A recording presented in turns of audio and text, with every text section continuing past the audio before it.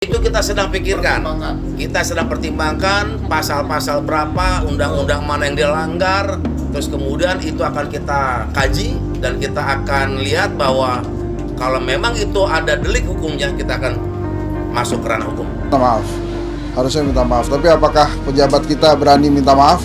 Nah itu kita tunggu aja gitu ya.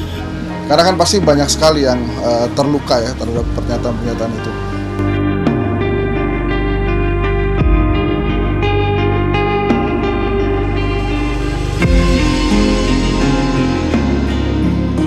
Dan menurut saya menteri di kabinet Pak Prabowo Subianto yang paling sontoloyo itu memang Fadlizon ya. Walaupun berbagai macam fakta-fakta yang sudah disediakan, mulai dari penulisan, temuan, fakta-fakta pada saat kejadian 98 sudah tersaji lengkap, dan bahkan hasil investigasi juga sudah menunjukkan lah bahwa apa yang diungkapkan Fadlizon pada saat lalu memang sangat di luar dugaan. Dan menurut saya banyak yang tersakiti terkait apa yang diungkapkan Fadlizon pada saat lalu, di mana pemerkosaan massal pada 98 itu tidak ada. Dan yang cukup mengejutkan kalau kita lihat dari sini, harus ada fakta siapa korbannya. Padahal sudah jelas lah, sudah jelas ada lengkap. Dan bahkan kalau saya membaca itu lebih, sangat banyak sekali lah.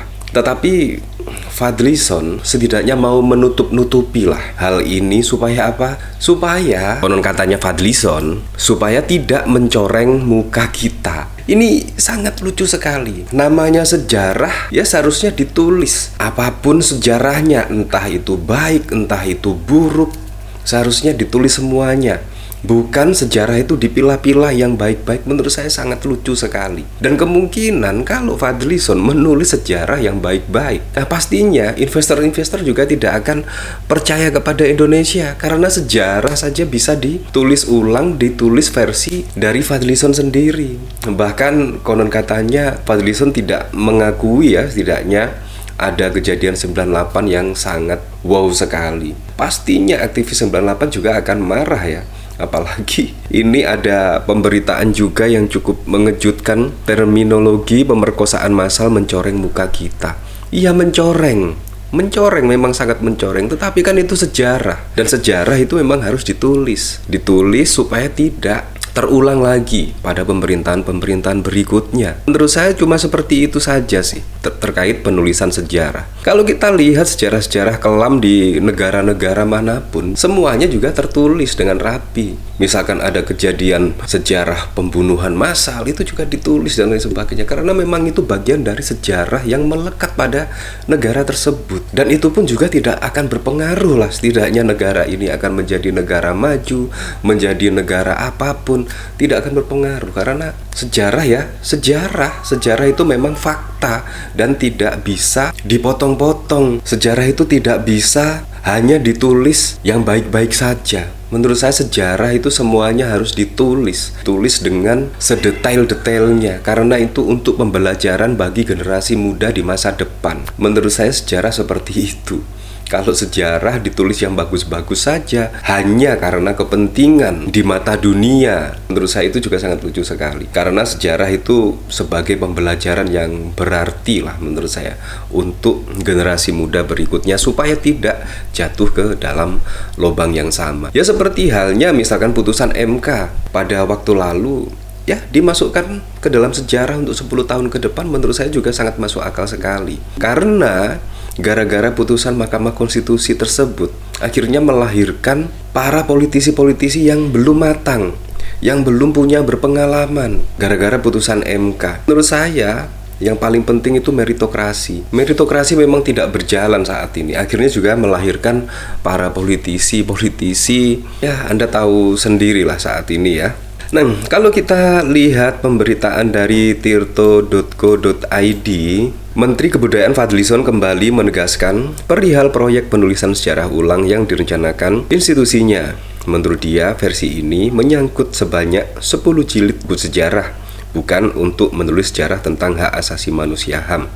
Fadli mengatakan penulisan sejarah ulang ini juga memperlihatkan peran perempuan di dalam penulisan, disesuaikan dengan temuan-temuan data mutakhir. Politikus Partai Gerindra itu mempersilahkan siapa saja yang akan mengkritik buku tersebut termasuk peristiwa Mei 98. Kalau nanti ada orang yang mau menulis, kan bebas. Ini negara demokrasi, silahkan menulis. Saya saja menulis dengan bukti-bukti yang kuat tentang peristiwa Mei 98. Saya tulis, buku saya sudah 15 kali terbit, kata Fadlison, IPDN Jatinagor, Kabupaten Sumedang, Jawa Barat pada 24 Juni. Fadlison mempertanyakan mengenai pemerkosaan massal 98 yang benar-benar terjadi.